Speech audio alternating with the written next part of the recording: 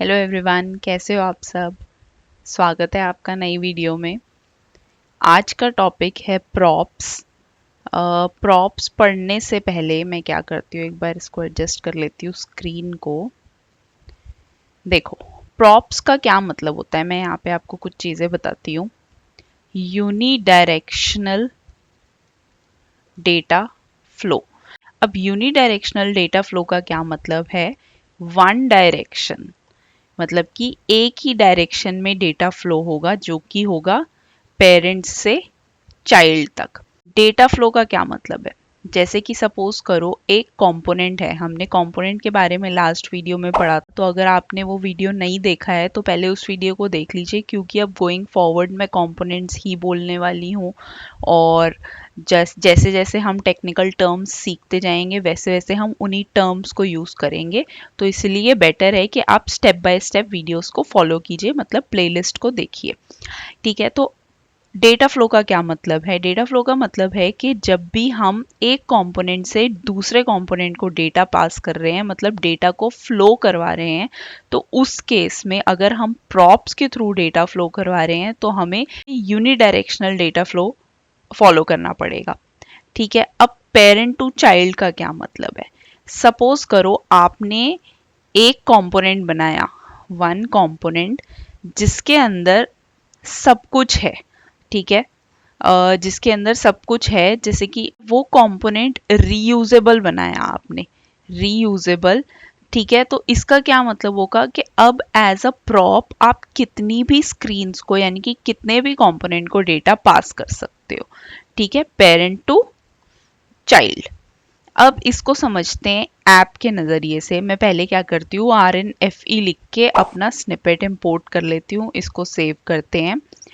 अब क्या करते हैं, मैं पहले माय पेरेंट में थोड़ा स्पेस देती हूँ, अपनी स्क्रीन को थोड़ा एडजस्ट करती हूँ।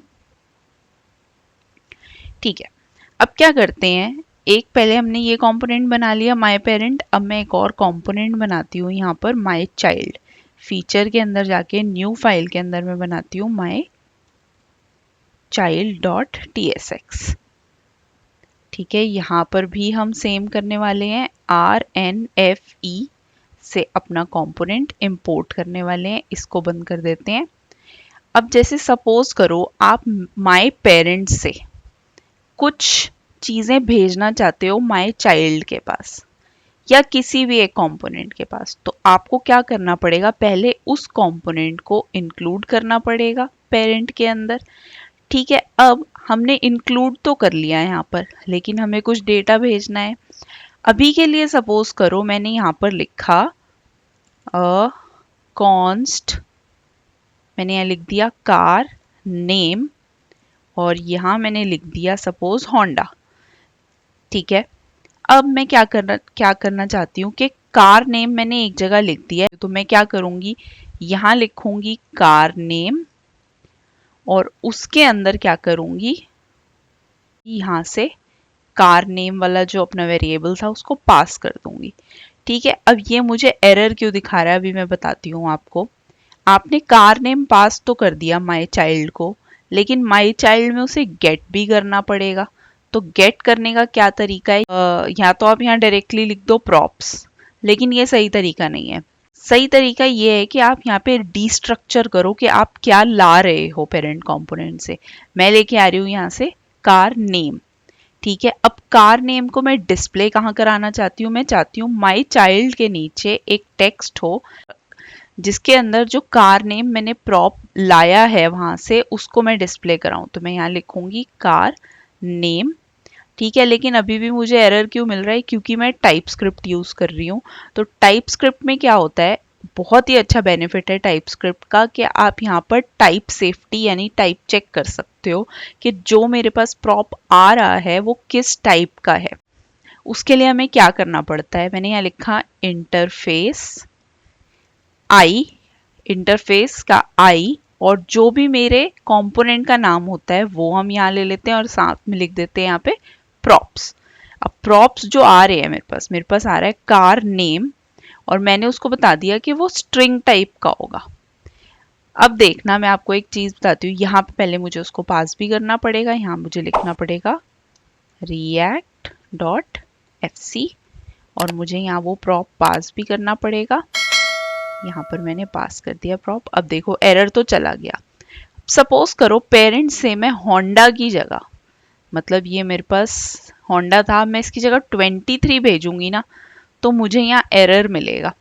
क्या मिलेगा? उसने बोला है type number is not assignable to type string, क्योंकि मैंने यहाँ डिफाइन कर दिया था कि वो स्ट्रिंग टाइप का है, तो मैं यहाँ से नंबर नहीं भेज सकती। तो ये एक काफ़ी अच्छा बेनिफिट हुआ, मैंने आपको दिखा दिया अभी। अब जैसे ही मैं इसको वापस स्ट्रिंग करूंगी तो मेरे पास कोई एरर नहीं आएगा। ठीक है, अब देखो सपोज करो आपके पास एक ऐप है और यही कार्स की ऐप है। ठीक है, यहाँ पर हम एग्जाम्पल लेते हैं, इसको समझते हैं। मैं इसको मल्टीलाइन कर लेती हूँ कमेंट को। आपके पास एक कार ऐप है, कार्स ऐप है। कार्स ऐप के अंदर आपके पास 2-3 कंपोनेंट है। आपका जो फर्स्ट कंपोनेंट है उसके अंदर तो कार्स की लिस्ट आती है। ठीक है, फिर आपका जो सेकंड कंपोनेंट है उसके अंदर कार्स की डिटेल आती है, मतलब कि सिंगल कार की। ठीक है, सिंगल कार की डिटेल आती है। और आपके पास एक थर्ड कंपोनेंट है जिसके अंदर कार की, सपोज हम कार की बिलिंग कर रहे हैं। ठीक है, अब इसके अंदर कुछ चीज कॉमन होगी। क्या कॉमन होगी? यहाँ पे मैं लिखती हूँ कॉमन स्ट्रिंग्स या कॉमन एलिमेंट्स समझ लो अभी के लिए। अब कॉमन एलिमेंट क्या होगा इसके अंदर? कार का नाम कॉमन होगा, और क्या हो सकता है, कार का प्राइस भी कॉमन होगा, कार का मॉडल भी कॉमन होगा, कार कलर भी कॉमन होगा, जो हर स्क्रीन में पास होगा।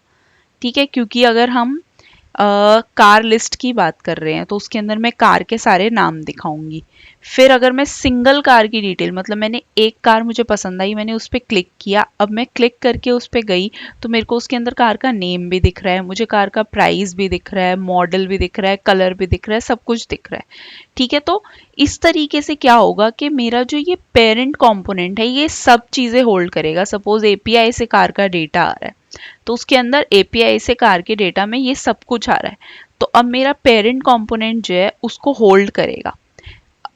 जैसे कि मैंने यहाँ पे लिखा था कार नेम, ऐसे ही हम बनाते हैं इसके अंदर कार कलर, और कार का कलर मैंने सपोज पास कर दिया वाइट।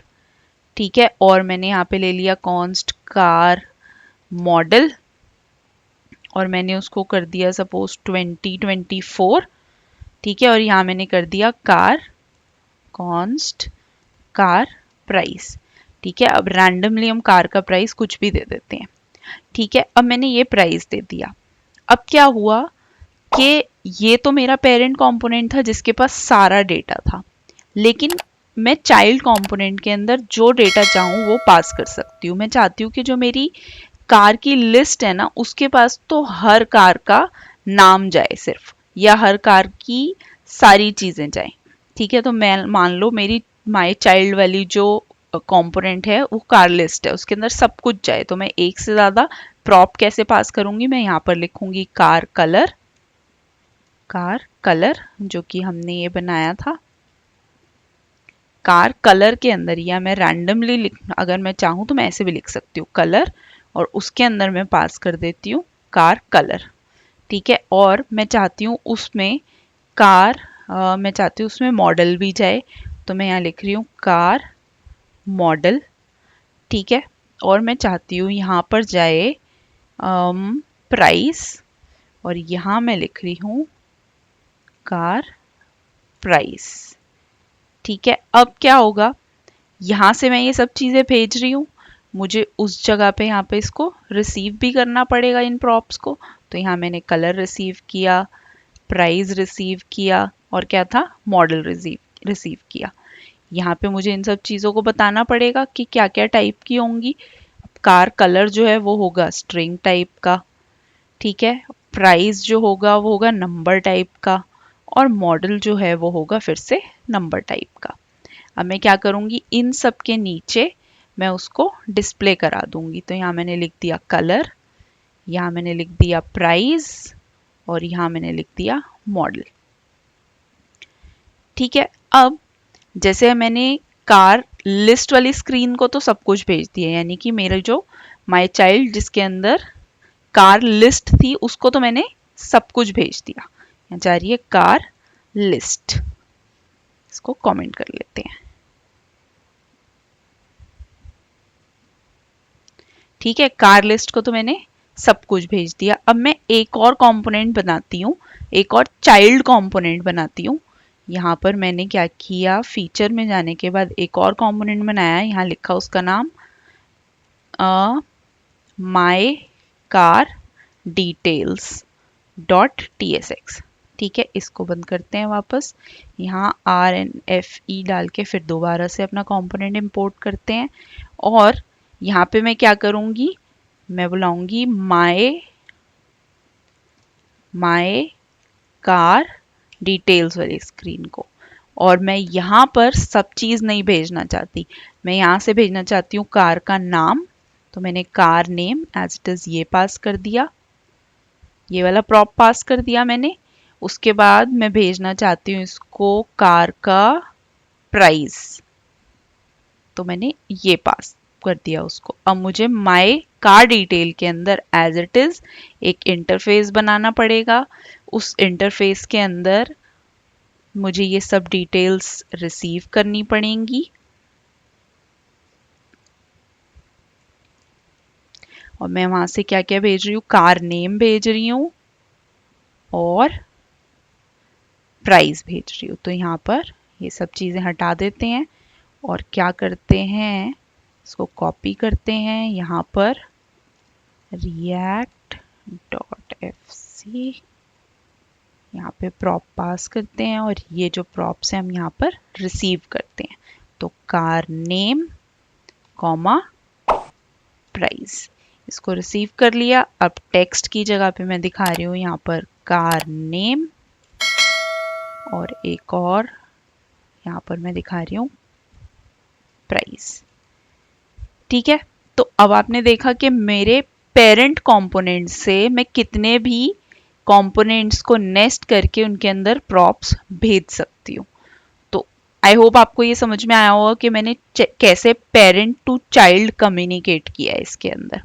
मैं चाहूँ तो किसी भी प्रॉप को ऑप्शनल बना सकती हूँ। मैं यहाँ से तो भेज रही हूँ लेकिन मैं चाहती हूँ कि यहाँ पर मुझे उसको नहीं दिखाना, अगर आएगा तो ठीक है, नहीं आएगा तो कोई बात नहीं, तो मैं ऑप्शनल बना दूंगी क्वेश्चन मार्क लगा के।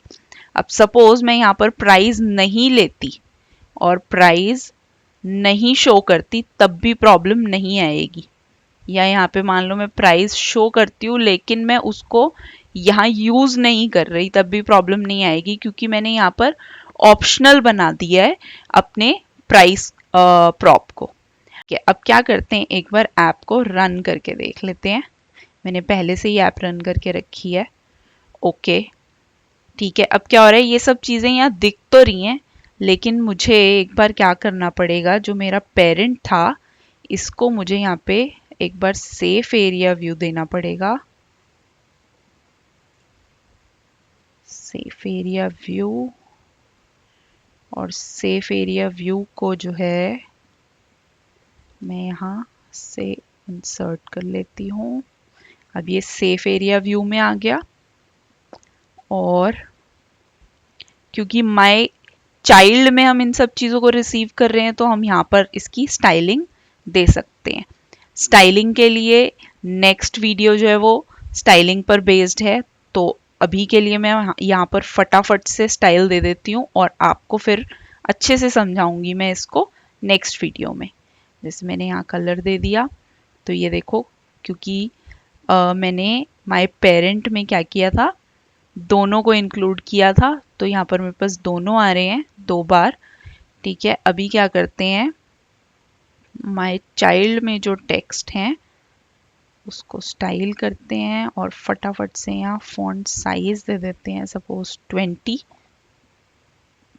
ओके, यहाँ मुझे यहाँ नहीं देना है स्टाइल, 20 तो देना है लेकिन यहाँ दे देते हैं, यहाँ पर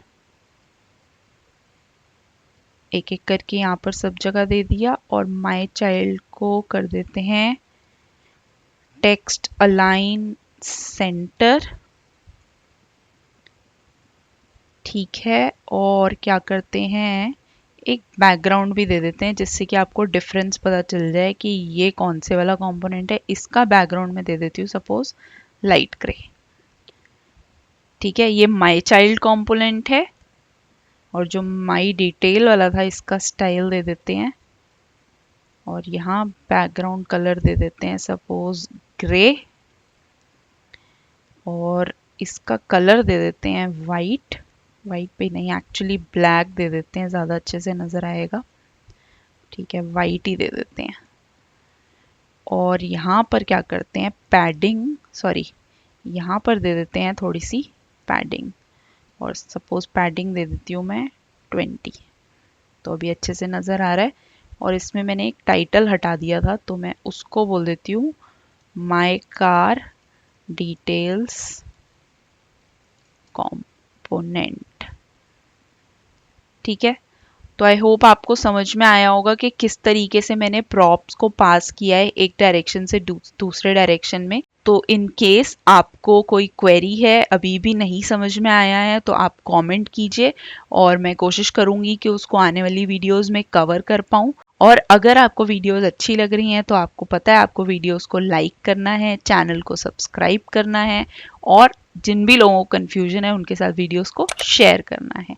तब तक के लिए मैं बोलूँगी कि स्टे कनेक्टेड, अच्छे से पढ़िए, प्लेलिस्ट को फॉलो कीजिए and thank you so much.